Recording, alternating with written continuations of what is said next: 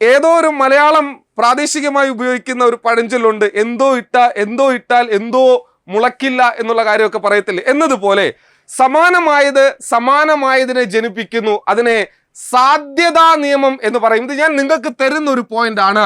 ഇത് റയർ ആയിട്ടുള്ള ഒരു സാധനമാണ്. ഈ പേരെന്ന് പറയുന്നത് സാധ്യതാ നിയമം എന്ന് പറയും. അപ്പോൾ സമാനമായതിനെ ജനിപ്പിക്കുന്നു.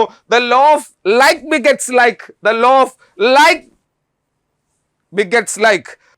ആകാശത്ത് മിന്നിത്തിളങ്ങി നിൽക്കുന്ന നക്ഷത്രങ്ങളെ പോലെ ശോഭിച്ചു നിൽക്കുന്ന എൻ്റെ ഏറ്റവും പ്രിയപ്പെട്ട അധ്യാപക വിദ്യാർത്ഥികൾക്ക് എൻട്രി ടീച്ചിങ് എക്സാമിൻ്റെ ഏറ്റവും പുതിയ യൂട്യൂബ് ക്ലാസ്സിലേക്ക് സ്വാഗതം.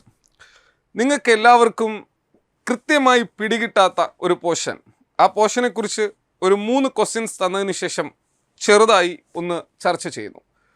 ടോപ്പിക്ക് മറ്റൊന്നുമല്ല, പാരമ്പര്യവും പര്യാവരണവും എന്ന് പറയുന്നൊരു ടോപ്പിക്കാണ്.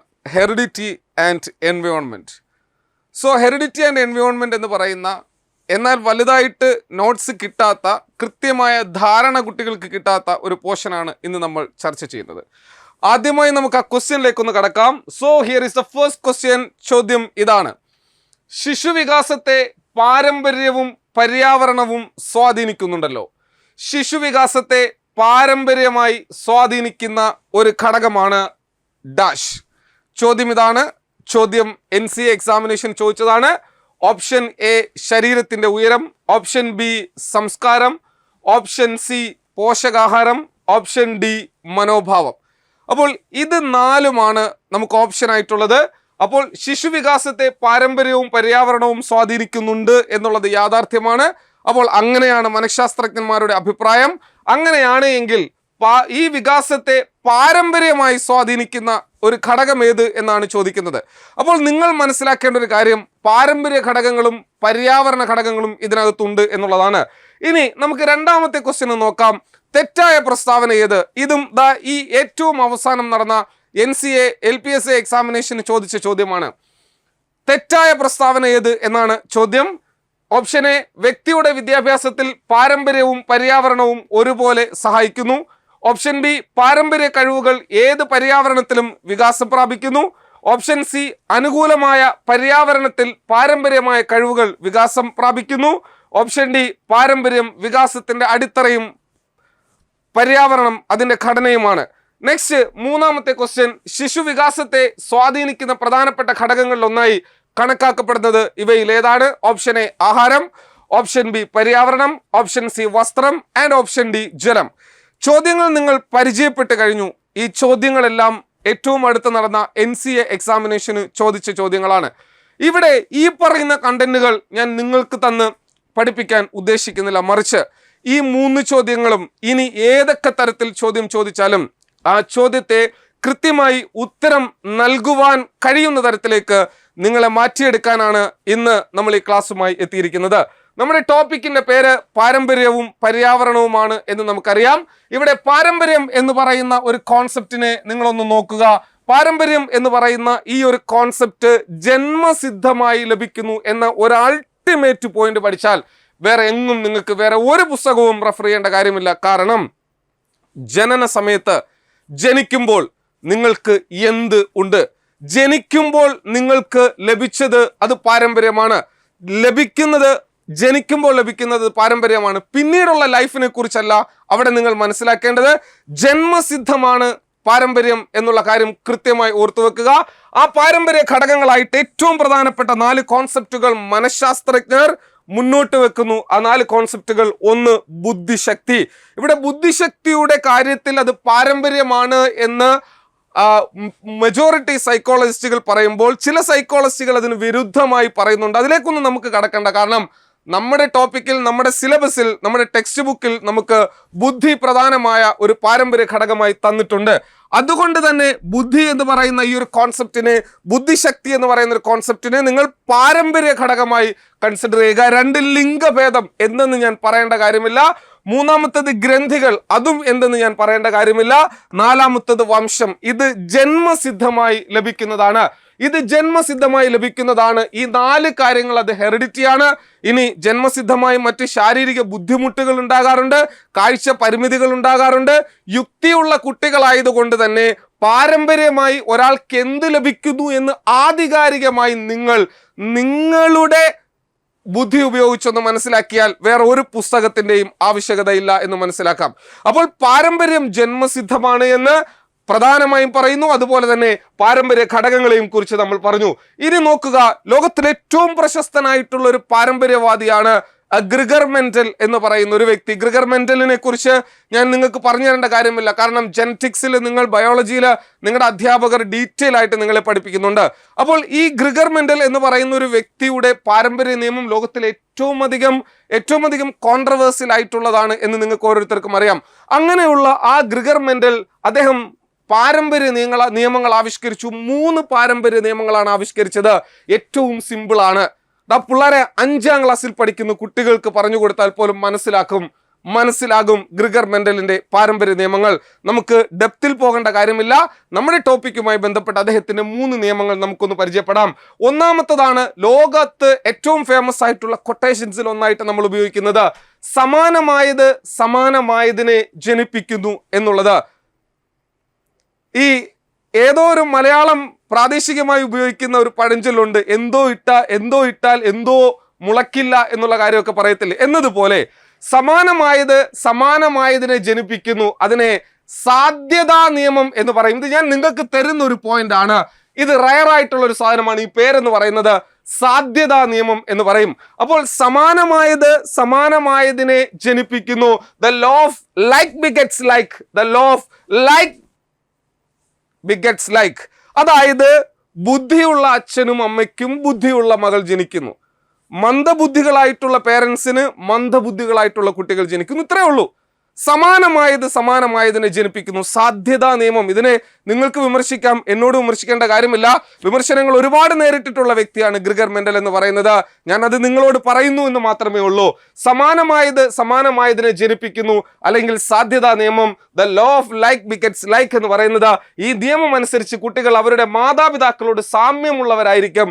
ഈ സാമ്യം നിറത്തിലും ബുദ്ധിയിലും കഴിവിലും രൂപത്തിലും ഉണ്ടാകാം. ഈ സാമ്യം എപ്പോഴും ഉണ്ടായിക്കൊള്ളണമെന്നില്ല. 3 കോൺസെപ്റ്റുകൾ അങ്ങ് എടുക്കുക. ബുദ്ധിയിലും എന്നുള്ളത് അതൊരു പാരമ്പര്യമായിട്ട് പറഞ്ഞതാണ്. നിറത്തിലും എന്നുള്ളത് പാരമ്പര്യമായിട്ട് പറഞ്ഞാണ്. പിള്ളാരെ കഴിവിലും എന്നുള്ളത് പാരമ്പര്യമായിട്ട് പറഞ്ഞാണ്. രൂപത്തിലും എന്നുള്ളത് പാരമ്പര്യമായിട്ട് പറഞ്ഞാണ്. അപ്പോൾ അതിനെയൊക്കെ നമുക്ക് പാരമ്പര്യ ഘടകങ്ങളായിട്ട് കൺസിഡർ ചെയ്യാൻ കഴിയുമെന്നാണ് സാർ പറയുന്നത്. അപ്പോൾ ഈ നിയമം അനുസരിച്ച് കുട്ടികൾ അവരുടെ മാതാപിതാക്കളോട് സാമ്യമുള്ളവരായിരിക്കും. ഈ സാമ്യം നിറത്തിലും ബുദ്ധിയിലും കഴിവിലും രൂപത്തിലും ഉണ്ടാകാം. ഈ സാമ്യം എപ്പോഴും ഉണ്ടായിക്കൊള്ളണമെന്നില്ല. ഇനി ഇതിന്റെ ഓപ്പോസിറ്റ് അങ്ങ് നോക്കിയാൽ മതി. അതിനു മുമ്പ് അതിനൊരു ഉദാഹരണം കൂടി ഞാൻ പറഞ്ഞു. ഞാൻ അത് എക്സ്പ്ലനേഷനിൽ പറഞ്ഞുകൊണ്ടാണ് ഇപ്പം പറയാത്തത്. ഉദാഹരണമായി ഭൗതിക നിലവാരമുള്ള മാതാപിതാക്കൾക്ക് ഭൗതിക നിലവാരമുള്ള കുട്ടികളെയും ബുദ്ധിമാന്ദ്യമുള്ള ബുദ്ധിമാന്ദ്യമുള്ള കുട്ടികളെയും ജനിപ്പിക്കുവാനുള്ള പ്രവണതയും ഈ നിയമം സാർവലൗകികമല്ലാത്തത് കൊണ്ട് എന്ത് ചെയ്യപ്പെട്ടു? വിമർശിക്കപ്പെട്ടു. ഞാൻ നേരത്തെ പറഞ്ഞു, എന്നെ വിമർശിക്കാൻ വരണ്ട, ഇത് ഞാൻ പറഞ്ഞതല്ല, ഗ്രിഗർ മെന്റൽ പറഞ്ഞാണ്. We are going to move the second law related to heredity by Gregor Mendel. That is the law of variation എന്ന് പറയും. വേരിയേഷൻ എന്ന വാക്ക് കേൾക്കുമ്പോഴേ നമുക്കറിയാം വിചലന നിയമം അല്ലെങ്കിൽ വ്യതിയാന നിയമം എന്ന് പറയുന്നത്. അർത്ഥപൂർണമായി മനഃശാസ്ത്രം പഠിക്കണമെന്ന് ഞാൻ കുട്ടികളോട് എപ്പോഴും പറയാറുണ്ട്. കാരണം മനഃശാസ്ത്രത്തിലല്ല, ഏതൊരു വിഷയത്തിലായാലും, അത് ഫിസിക്സ് ആയാലും ബയോളജി ആയാലും കെമിസ്ട്രി ആയാലും ജോഗ്രഫി ആയാലും, ഏത് സൈദ്ധാന്തിക കാഴ്ചപ്പാടുള്ള ഒരു വിഷയമായാലും, ആ വിഷയത്തിന് ഒരു കോൺസെപ്റ്റിന് ഒരു പേര് കൊടുത്താൽ ആ പേരിൽ അതിൻ്റെ നിർവചനം ഒളിച്ചിരിക്കുന്നു എന്ന് ഞാൻ പല ക്ലാസ്സുകളിലായി പറയുന്നു. വീണ്ടും ഞാൻ ഓർമ്മിപ്പിക്കുകയാണ്. സോ വിചലന നിയമം അല്ലെങ്കിൽ വ്യതിയാന നിയമം എന്ന് പറയുന്നത്, ഈ നിയമം അനുസരിച്ച് കുട്ടികൾക്ക് മാതാപിതാക്കളിൽ നിന്നും ചില വ്യതിയാനങ്ങൾ കണ്ടേക്കാം. അതായത് കുട്ടികൾ രക്ഷിതാക്കളുടെ തനിപ്പകർപ്പല്ല എന്നുള്ള അർത്ഥം കൃത്യമായും നിങ്ങൾ മനസ്സിലാക്കുക. മനസ്സിന്റെ ഉള്ളിലേക്ക് അർത്ഥപൂർണമായി, ഡേവിഡ് പോൾ ഒസബൽ പറഞ്ഞതുപോലെ അർത്ഥപൂർണമായി ഇതിനെ മനസ്സിലാക്കി വെച്ചാൽ ഈ ക്ലാസ് കഴിയുന്നതോടുകൂടി പിന്നെ ഇത് തുറന്നു നോക്കേണ്ട അവസ്ഥ ഉണ്ടാകില്ല. അത്രയ്ക്കും വ്യക്തമായി നമുക്ക് മനസ്സിലാക്കാൻ, അർത്ഥപൂർണമായി മനസ്സിലാക്കാൻ നമുക്ക് കഴിയും. Because all of you are very educated, talented, dedicated students. Okay, അപ്പോൾ കുട്ടികൾ രക്ഷിതാക്കളുടെ തനിപ്പകർപ്പല്ല. ഉദാഹരണമായി ബുദ്ധിശാലികൾക്ക് ബുദ്ധിമാന്ദ്യമുള്ള കുട്ടികൾ ഉണ്ടാകാം, മറിച്ച് ബുദ്ധിമാന്ദ്യമുള്ള കുട്ടികൾക്ക് ബുദ്ധിശാലികളും ഉണ്ടാകാം. ഇതിനെയാണ് വിചലന നിയമം അല്ലെങ്കിൽ വ്യതിയാന നിയമം നിയമം എന്ന് കൃത്യമായി പറയുന്നത്, വ്യതിചലനം സംഭവിക്കുന്നു എന്നുള്ള കൃത്യമായി പറയുന്നത്. ഇനി നമുക്ക് അടുത്തതിലേക്ക് പോകാം. മൂന്നാമത്തതാണ് പ്രത്യാവർത്തന നിയമം എന്ന് പറയുന്നത്. റിഗ്രഷൻ ആണ്, ലോ ഓഫ് റിഗ്രഷൻ ആണ്. അതാ മക്കളെ, ഇത് നേരത്തെ ആദ്യം പറഞ്ഞത് സമാനമായതിനെയാണെങ്കിൽ, രണ്ടാമത് പറഞ്ഞു ഓപ്പോസിറ്റ് ആണെങ്കിൽ, മൂന്നാമത് പറഞ്ഞത് എങ്ങനെ വേണമെങ്കിലും ആകാം. എങ്ങനെയാ? ബുദ്ധിയുടെ കാര്യത്തിൽ കുട്ടികൾ മാതാപിതാക്കളെക്കാൾ കൂടുതലോ കുറവോ ആകാൻ സാധ്യതയുണ്ട്. പാരമ്പര്യത്തിലൂടെ കിട്ടുന്ന കഴിവുകൾ എപ്പോഴും വ്യത്യസ്തമായിരിക്കും. ഒന്നുകിൽ മാതാപിതാക്കൾക്ക് കുട്ടികളെക്കാൾ കഴിവ് കൂടുതലായിരിക്കും, അല്ലെങ്കിൽ കുറവായിരിക്കും. അതിനെയാണ് ലോ ഓഫ് റിഗ്രഷൻ എന്ന് പറയുന്നത്, പ്രത്യാവർത്തന നിയമം എന്ന് പറയുന്നത്. ഇത് കൂടുതൽ നമ്മൾ എക്സ്പ്ലെയിൻ ചെയ്ത് സമയം കളയേണ്ട കാര്യമില്ല. ബിക്കോസ് ഈ കണ്ടന്റുകൾ ഇതിന്റെ ഒരു സ്ട്രക്ചർ മനസ്സിലാക്കിയപ്പോൾ തന്നെ മക്കൾക്ക് മനസ്സിലായി കാണുമെന്ന് ഞാൻ കരുതുകയാണ്. അപ്പോൾ നമ്മൾ പാരമ്പര്യമാണ് ചർച്ച ചെയ്തുകൊണ്ടിരുന്നത്. പാരമ്പര്യം ജന്മസിദ്ധമായിട്ടുള്ള ഘടകമാണ്. അച്ഛന്റെയും അമ്മയുടെയും ജനിതഘടന വളരെയധികം സ്വാധീനിക്കുന്നു എന്നതിൽ സംശയമില്ല. സ്വാഭാവികമായും നിങ്ങൾ മനസ്സിലാക്കേണ്ടത്, നിങ്ങളുടെ മനസ്സിൽ രൂപമായി മനസ്സിലാക്കേണ്ട ഒരു കാര്യം എന്ന് പറയുന്നത്, ഹെറിഡിറ്റി എന്ന് പറയുന്നത് ജന്മസിദ്ധമാണ്, ഇൻബോൺ ആണ് എന്നുള്ള കാര്യം കൃത്യമായി നിങ്ങൾ മനസ്സിലാക്കി കഴിഞ്ഞാൽ, ജനിച്ചതിന് ശേഷം ആ മനുഷ്യന്റെ ജീവിതത്തിൽ അവൻ എന്തെല്ലാം കിട്ടുന്നുവോ അവന്റെ പരിസ്ഥിതിയാണ്, അവന്റെ പര്യാവരണമാണ്. പരിസ്ഥിതിയുടെ മറ്റൊരു പേരാണ് പര്യാവരണം എന്ന് പറയുന്നത്. കൊച്ചുങ്ങളെ, പര്യാവരണം എന്ന് വെച്ച് കഴിഞ്ഞാൽ പരിസ്ഥിതിയാടാ, എൻവയോൺമെന്റ് ആടാ. ജനിച്ച് കഴിഞ്ഞാൽ അവൻ എന്തെല്ലാം കിട്ടുന്നോ അതെല്ലാം അവന്റെ പര്യാവരണമാ. കൃത്യമായ ഒരു ഡെഫിനിഷൻ കേരള പബ്ലിക് സർവീസ് കമ്മീഷന്റെ ഒരു ചോദ്യം ഞാൻ വകഞ്ഞെടുത്ത ഒരു സാധനമുണ്ട്. എന്താ? ഒരു വ്യക്തിക്ക് ആജീവനാന്തം ലഭിക്കുന്ന എല്ലാവിധ ഉദ്ദീപനങ്ങളും പര്യാവരണം എന്നാണ് മനഃശാസ്ത്രപരമായി പറയാൻ കഴിയുന്നത്. അവന് ജനിച്ചു കഴിഞ്ഞാൽ അവന്റെ അമ്മ അവന്റെ പരിസ്ഥിതിയാണ്, അവന്റെ അച്ഛൻ അവന്റെ പരിസ്ഥിതിയാണ്, അവന്റെ സമൂഹം, അവന്റെ രാഷ്ട്രം, അവന്റെ ഭാഷ, അവന്റെ സംസ്കാരം, അവന്റെ വിദ്യാഭ്യാസം, അവന്റെ സാമൂഹികമായ അവസ്ഥ, എവറിത്തിങ് അവന്റെ ചുറ്റുപാടുമുള്ളതെല്ലാം അവന്റെ പര്യാവരണമാണ് എന്ന് പറയാം. മക്കളെ, ഇങ്ങോട്ട് നോക്കുക. സാർ കൃത്യമായി ഇവിടെ കുറെ പോയിന്റുകൾ അടുക്കി വെച്ചിട്ടുണ്ട്, നിങ്ങൾ മറന്നു പോകാതിരിക്കേണ്ട. വായു എന്ന് പറഞ്ഞൊരു സാധനം, സൂര്യപ്രകാശം, പോഷകാഹാരം, രോഗങ്ങൾ, പരുക്കുകൾ, സാമൂഹ്യ സാംസ്കാരിക ഘടകങ്ങൾ, കുടുംബ നിലവാരം, കുട്ടിയുടെ ജനനക്രമം, ഇതെല്ലാം മക്കളെ നോക്കിയേ, ഇതെല്ലാം എന്ന് പറയുന്നത് ഇത് പാരിസ്ഥിതികമായിട്ടുള്ള ഘടകങ്ങളാണ്. കൃത്യമായും നമുക്കറിയാം. ഇത് ആരും പറഞ്ഞു തരേണ്ട കാര്യമില്ല, ഇത് കൃത്യമായി നമുക്ക് അറിയാൻ കഴിയുന്ന കാര്യമാണ്. ഇനി നോക്കുക, ഇപ്പോൾ നമ്മൾ പരിസ്ഥിതി എന്താണ്, അവന്റെ പാരമ്പര്യം എന്താണ് എന്ന് മനസ്സിലാക്കി. ജന്മസിദ്ധമായി ലഭിക്കുന്നത് പാരമ്പര്യമാണ് എങ്കിൽ അവന്റെ ചുറ്റുപാടുകളിലൂടെ അവൻ ആർജിച്ചെടുക്കുന്നതും അല്ലെങ്കിൽ അവന്റെ ചുറ്റുപാടുകളിൽ അവൻ നേടുന്നതുമായിട്ടുള്ള കാര്യങ്ങളെ നമുക്ക് അവന്റെ പരിസ്ഥിതി എന്ന് പറയാൻ കഴിയും. അങ്ങനെയാണ് എങ്കിൽ പാരമ്പര്യവും പരിസ്ഥിതിയും ഒരു വ്യക്തിയുടെ വികസനത്തിൽ നിർണായക പങ്ക് വഹിക്കുന്നില്ലേ? ഇവിടെ ഏറ്റവും ഐഡിയോളജിക്കലായി ഇതിന്റെ ഏറ്റവും ഇന്റൻസിറ്റിയിൽ നമുക്ക് പറയാൻ കഴിയുന്ന ഒറ്റ പോയിന്റ് ഉണ്ട്. അത് വരുമ്പോൾ ഞാൻ വെരി ഇമ്പോർട്ടന്റ് മാർക്ക് ചെയ്യും. നിങ്ങൾ എല്ലാവരും കൃത്യമായി ശ്രവിക്കുക. ഇവിടെ പരിസ്ഥിതിവാദികളുണ്ട്, പാരമ്പര്യവാദികളുണ്ട്. ഒരു വ്യക്തിയുടെ വികാസത്തിൽ, ഒരു വ്യക്തിയുടെ വ്യക്തിത്വത്തിൽ, ഒരു കുട്ടിയുടെ വികാസത്തിൽ, ഒരു ശിശുവിന്റെ വികാസത്തിൽ പരിസ്ഥിതിയാണോ പാരമ്പര്യമാണോ വലുത് എന്ന് വ്യത്യസ്ത അഭിപ്രായങ്ങളിൽ പറയുന്നുണ്ട്. പരിസ്ഥിതിയാണ് എന്ന് പറയുന്നവരെ നമുക്ക് പരിസ്ഥിതിവാദികളെന്നും പാരമ്പര്യമാണ് എന്ന് പറയുന്നവരെ നമുക്ക് പാരമ്പര്യവാദികൾ എന്നും പറയാം. പാരമ്പര്യത്തെ കൂടുതൽ പ്രൊമോട്ട് ചെയ്തവരെ പാരമ്പര്യവാദികളെന്നും, പരിസ്ഥിതി അവന്റെ ചുറ്റുപാടുകളാണ് എങ്കിൽ അത് അവന്റെ പരിസ്ഥിതിവാദി എന്നും പറയാം. ഇവിടെ ഞാൻ പറയുന്നു, 100% ഉറപ്പിച്ച് ഒരു കാര്യം പറയുകയാണ്. As a teacher I have the responsibility and I am going to tell you the most important facts related to heredity and environment. ഒരു നാണയത്തിന്റെ 2 വശങ്ങളാണ് പാരമ്പര്യവും പര്യാവരണവും എന്ന് പറയുന്നത്. പരിസ്ഥിതിയും വേണം, പാരമ്പര്യവും വേണം. പരിസ്ഥിതിയും വേണം, പാരമ്പര്യവും വേണം. രണ്ടും വികാസത്തിന്റെ നട്ടെല്ല്, വികാസത്തിന്റെ അന്തസത്ത എന്നെനിക്ക് പറയാൻ കഴിയും. അങ്ങനെ ഒരു കോണിൽ നിന്ന്, വീക്ഷണകോണിൽ നിന്ന് ഞാൻ പറയാൻ കാരണം, എനിക്ക് പരിസ്ഥിതിവാദികളെയും ഇഷ്ടമാണ്, എനിക്ക് പാരമ്പര്യവാദികളെയും ഇഷ്ടമാണ്. പാരമ്പര്യവാദികളും പരിസ്ഥിതിവാദികളും പറയുന്ന കാര്യങ്ങളിൽ യാഥാർത്ഥ്യവും വസ്തുതയും ഉള്ളത് കൊണ്ട് തന്നെയാണ് പ്രിയ ഉദ്യോഗാർത്ഥികളെ ഞാൻ അങ്ങനെ പറയുന്നത്.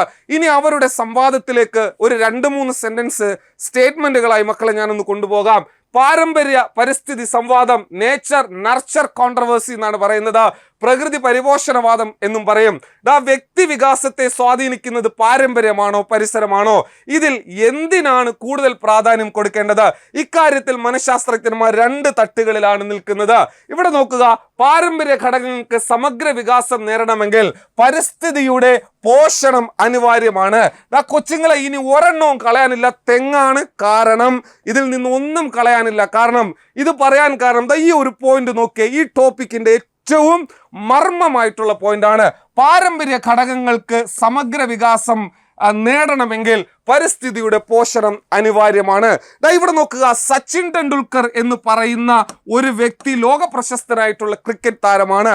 ടെണ്ടുൽക്കർ എന്ന് പറയുന്ന വ്യക്തിക്ക് മുംബൈ എന്ന് പറയുന്ന നഗരത്തിൽ നിന്നും മഹാരാഷ്ട്ര എന്ന സംസ്ഥാനത്തിൽ നിന്നും അദ്ദേഹത്തിന് ക്രിക്കറ്റ് കളിക്കാനുള്ള പരിപോഷണ സാഹചര്യങ്ങൾ, പാരിസ്ഥിതിക സാഹചര്യങ്ങൾ കിട്ടിയില്ലായിരുന്നു എങ്കിൽ ഇന്ന് ലോകം അറിയപ്പെടുന്ന ഒരു ക്രിക്കറ്റ് താരമായി ടെണ്ടുൽക്കർ മാറുമായിരുന്നു. അപ്പോൾ ജന്മസിദ്ധമാണ് ആ കഴിവെങ്കിലും അതിനെ പരിപോഷിപ്പിക്കുവാൻ വേണ്ടി പര്യാവരണം അത്യന്താപേക്ഷിതമാണ്. മിടുക്കനായ ഒരു കുട്ടി, ജന്മസിദ്ധമായി നല്ല ബൗദ്ധിക നിലവാരം ഉണ്ടാകുന്ന ഒരു കുട്ടി, ആ കുട്ടിയെ സംബന്ധിച്ചിടത്തോളം അവന്റെ പരിസ്ഥിതി അനുകൂലമാണെങ്കിൽ മികച്ച രീതിയിലേക്ക് വളർന്നു വരാൻ കഴിയും. പലപ്പോഴായിട്ട് പറഞ്ഞിട്ടില്ല, ഉസൈൻ ബോൾട്ടിനേക്കാൾ വേഗത്തിൽ ഓടുന്ന മനുഷ്യർ ലോകത്തുണ്ടാകാം. സ്റ്റീഫൻ ഹോക്കിൻസിനെ പോലെ ബൗദ്ധിക നിലവാരമുള്ളവർ മനുഷ്യൻ ഭൂമിയിൽ ഉണ്ടാകാം. അപ്പോൾ സ്വാഭാവികമായിട്ടും അവർക്കൊക്കെ മികച്ച പരിസ്ഥിതി കിട്ടാത്തത് കൊണ്ടായിരിക്കാം, അവരുടെ കഴിവുകൾ തെളിയിക്കാനുള്ള അവസരങ്ങൾ കിട്ടാത്തത് കൊണ്ടായിരിക്കാം, അതിനെ പ്രൊമോട്ട് ചെയ്യാനുള്ള ചുറ്റുപാടുകൾ കിട്ടാത്തത് കൊണ്ടായിരിക്കാം അവർക്ക് ഉന്നത നിലവാരം കൈവരിക്കാൻ കഴിയാതെ പോയതെന്ന് ഞാൻ പറയുകയാണ്. അതുകൊണ്ട് പാരമ്പര്യ ഘടകങ്ങൾക്ക് സമഗ്ര വികാസം നേടണമെങ്കിൽ പരിസ്ഥിതിയുടെ പോഷണം അനിവാര്യമാണ്. WG ആൽപോർട്ട് തന്നെ പറയുന്ന ഒരു കാര്യമുണ്ട്. ഇദ്ദേഹം കൃത്യമായി പറയുന്നു, നമുക്കറിയാം പേഴ്സണാലിറ്റി ട്രൈറ്റിലെ അഗ്രഗണ്യൻ മഹാനുഭാവനായിട്ടുള്ള വ്യക്തിയാണ് WG ആൽപോർട്ട് എന്ന് പറയുന്നത്. ട്രൈറ്റ് സിദ്ധാന്തത്തിന് ഉപജ്ഞാതാവാണ്. കൊച്ചുങ്ങളെ, WG ആൽപോർട്ട് പറയുന്നു, ഒരേ രീതി തന്നെയാണ് ഖരാവസ്ഥയിലുള്ള വെണ്ണയും ദ്രാവകമാകുന്നതും ദ്രാവകാവസ്ഥയിലുള്ള മുട്ടയെ ഖരമാക്കുന്നതും. അപ്പോൾ ഖരാവസ്ഥയിലാണ് വെണ്ണ ഇരിക്കുന്നത്, വെണ്ണ ഖരാവസ്ഥയിലാണ്. പക്ഷേ അതിൻ്റെ പരിസ്ഥിതി ഒന്ന് മാറിക്കഴിഞ്ഞാൽ അത് ദ്രാവകാവസ്ഥയിലേക്ക് പോകും, അല്ലേ? മുട്ട ഓംലെറ്റിന് വേണ്ടി നമ്മൾ മുട്ട പൊട്ടിക്കുമ്പോൾ അത് സെമി ലിക്വിഡ് സ്റ്റേജിലാണ് ഇരിക്കുന്നത്. അതിനെ നമ്മൾ ചൂടുള്ള ഒരു പാത്രത്തിലേക്ക്, എണ്ണയുള്ള ഒരു ഇരുമ്പ് ചട്ടിയിലേക്ക് ഒഴിക്കുകയാണ് എങ്കിൽ അത് ഓംലെറ്റ് ആയിട്ട് മാറത്തില്ലേ? അപ്പോൾ ജന്മസിദ്ധമായ ഘടകങ്ങളെ പരിപോഷിപ്പിക്കാൻ പരിസ്ഥിതി അനിവാര്യമാണ്. അതുകൊണ്ടാണ് ഞാൻ കുറച്ചു മുമ്പേ നിങ്ങളോട് പറഞ്ഞത് ഇത് ഒരു നാണയത്തിന്റെ രണ്ട് വശങ്ങളാണ് എന്ന് പറഞ്ഞത്.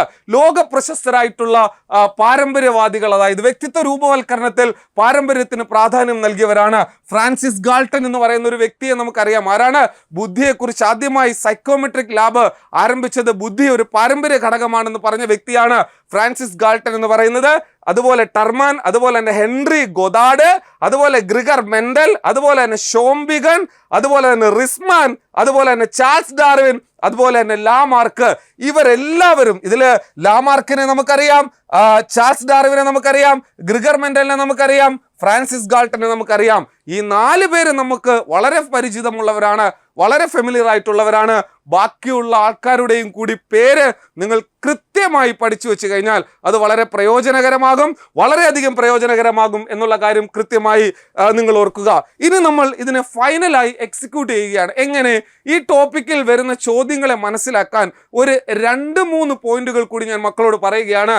ഒന്ന്, വ്യക്തിയുടെ വിദ്യാഭ്യാസത്തിൽ പാരമ്പര്യവും പര്യാവരണവും ഒരുപോലെ സഹായിക്കുന്നു എന്ന് ഇതിനോടകം നിങ്ങൾ മനസ്സിലാക്കി കഴിഞ്ഞു. സാറിന്റെ പോയിന്റാണ്, മക്കളെ മറക്കരുത്. കാരണം പാരമ്പര്യവും പരിസരവും, അല്ലെങ്കിൽ പാരമ്പര്യവും പര്യാവരണവും, അല്ലെങ്കിൽ പാരമ്പര്യവും പരിസ്ഥിതിയും എന്ന് പറയുന്നത് ഒരു നാണയത്തിന്റെ 2 വശങ്ങളാണെന്ന് ഞാൻ പറയുന്നു. കുട്ടി ബുദ്ധിയുള്ള കുട്ടിയായി ജനിച്ചിട്ട് കാര്യമില്ല. മാതാപിതാക്കൾ സമഗ്രമായും സമ്പൂർണമായും ശാസ്ത്രീയമായും കുട്ടികളുടെ വിദ്യാഭ്യാസത്തിന് അനുകൂല സാഹചര്യങ്ങൾ ഉണ്ടാക്കി കൊടുത്താൽ അവൻ മികച്ച രീതിയിൽ വളർന്നു വരാൻ സാധ്യതയുണ്ട് എന്നാണ് ഈ ഒരു കോൺസെപ്റ്റുകൾ പറയുന്നത്. അപ്പോൾ വ്യക്തിയുടെ വിദ്യാഭ്യാസത്തിൽ പാരമ്പര്യവും പര്യാവരണവും ഒരുപോലെ സഹായിക്കുന്നു എന്നതിൽ യാതൊരു സംശയവുമില്ല. ഇനി അനുകൂലമായ പര്യാവരണത്തിൽ പാരമ്പര്യമായ കഴിവുകൾ വികാസം പ്രാപിക്കുന്നുടാ. നോക്കടാ, അനുകൂലമായ പര്യാവരണത്തിൽ പാരമ്പര്യമായ കഴിവുകൾ വികാസം സ്ഥാപിക്കുന്നു. അല്ലേടാ, യേശുദാസിന് പാടാൻ അവസരമില്ലായിരുന്നു എങ്കിൽ ഗാനഗന്ധർവനാകുമായിരുന്നോ? AR റഹ്മാന് സംഗീതം ചെയ്യാൻ അവസരമില്ലായിരുന്നു എങ്കിൽ ലോക പ്രശസ്ത സംഗീതജ്ഞനായി മാറി ഓസ്കാർ അവാർഡ് ലഭിക്കുമായിരുന്നു. റസൂൽ പൂക്കുട്ടിക്ക് അദ്ദേഹത്തിന് ശബ്ദമിശ്രണം ചെയ്യാനുള്ള അവസരമില്ലായിരുന്നു എങ്കിൽ ഓസ്കാർ നേടുമോ, ലോക പ്രശസ്തനാകുമായിരുന്നു. മോഹൻലാൽ എത്ര വലിയ കഴിവുള്ള നടനാണെങ്കിലും അദ്ദേഹത്തിന് അഭിനയിക്കാൻ പ്ലാറ്റ്ഫോം ഇല്ലായിരുന്നു എങ്കിൽ അദ്ദേഹം മികച്ചൊരു നടനായി മാറുമായിരുന്നു. ഇതൊക്കെയാണ് നമ്മൾ ചിന്തിക്കേണ്ടത്.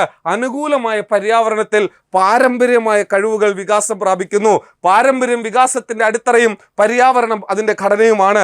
യാതൊരു സംശയവുമില്ലാത്ത കാര്യമാണ്. എടാ പുള്ളാരെ, ഇനി നമുക്ക് ഇവിടെ കൊണ്ട് അവസാനിക്കുന്നില്ല. നമുക്ക് ഈ ചോദ്യത്തിലേക്ക് ഒന്ന് കടക്കാം. ഒന്നേന്ന് നമ്മൾ ആ ചോദ്യത്തിലേക്ക് ഒന്ന് പോകുന്നു. സിമ്പിളായി ഈ ക്ലാസ് കേട്ട ഒരാൾക്ക് ഈ ചോദ്യം ഉത്തരം ചെയ്യാൻ കഴിഞ്ഞില്ല എങ്കിൽ സാർ പരാജയപ്പെട്ടു എന്ന് ഞാൻ അങ്ങ് പറയും. കാരണം ഞാൻ നല്ല ഒരു അധ്യാപകനല്ല. നിങ്ങൾക്കിത് ഉത്തരം ചെയ്യാൻ കഴിയുമെങ്കിൽ അതെന്നെ വളരെയധികം ആഹ്ലാദപരമായി കൂടുതൽ വീഡിയോകൾ എടുക്കാൻ, കൂടുതൽ ഇംപ്രസീവായിട്ട് നിങ്ങളുടെ മുമ്പിലേക്ക് എത്താൻ സഹായിക്കും എന്നതിൽ യാതൊരു സംശയമില്ല. ചോദ്യം ഇതാണ്: ശിശുവികാസത്തെ പാരമ്പര്യവും പര്യാവരണവും സ്വാധീനിക്കുന്നുണ്ടല്ലോ? ഉണ്ട് സാറേ, ഞങ്ങൾ കേട്ടു. ശിശുവികാസത്തെ പാരമ്പര്യമായി സ്വാധീനിക്കുന്ന ഒരു ഘടകം അത് എന്തൊക്കെയാണെന്ന് നോക്കാം. ലാസ്റ്റിൽ നിന്ന് വരാം.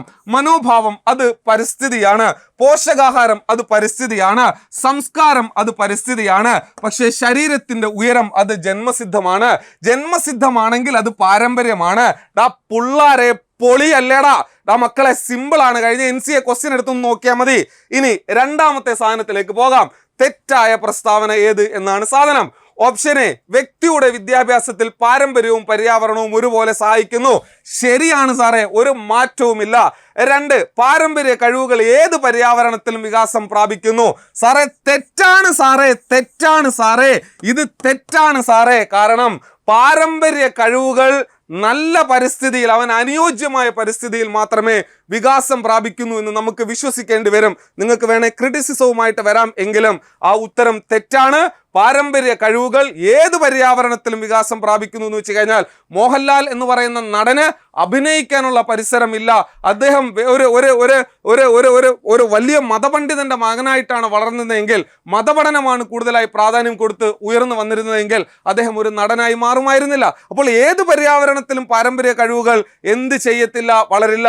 ഇനി മൂന്നാമത്തൊക്കെ, അനുകൂലമായ പര്യാവരണത്തിൽ പാരമ്പര്യമായ കഴിവുകൾ വികാസം പ്രാപിക്കുന്നു. സംശയമുണ്ടോ? ഇല്ല. ടെണ്ടുൽക്കറുടെ എക്സാമ്പിൾ പറഞ്ഞല്ലേ.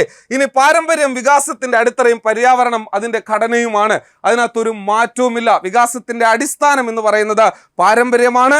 പാരമ്പര്യമായി കിട്ടിയ ഒരു കഴിവുകൾ അത് ഡെവലപ്പ് ചെയ്യണമെങ്കിൽ പര്യാവരണം അനിവാര്യവുമാണ്. ഓക്കെ, ഇനി മൂന്നാമത്തെ ചോദ്യം നോക്കാം. ശിശുവികാസത്തെ സ്വാധീനിക്കുന്ന പ്രധാനപ്പെട്ട ഘടകങ്ങളിൽ ഒന്നായി കണക്കാക്കപ്പെടുന്നത് ഇവയിൽ ഏതാണ്? ആഹാരമല്ല, പര്യാവരണമാണ്. ആഹാരമല്ല, വസ്ത്രമല്ല, ജലമല്ല, പര്യാവരണമാണ്. ശിശു വികാസത്തെ സ്വാധീനിക്കുന്ന പ്രധാനപ്പെട്ട ഘടകങ്ങളിൽ ഒന്നായി കണക്കാക്കപ്പെടുന്നത് പര്യാവരണമാണ്. സ്വാഭാവികമായും ഇതാണ് നമ്മുടെ ചോദ്യങ്ങൾ. നിങ്ങളുടെ ടോപ്പിക്കും കൃത്യമായി കണ്ടു എന്ന് ഞാൻ മനസ്സിലാക്കുന്നു.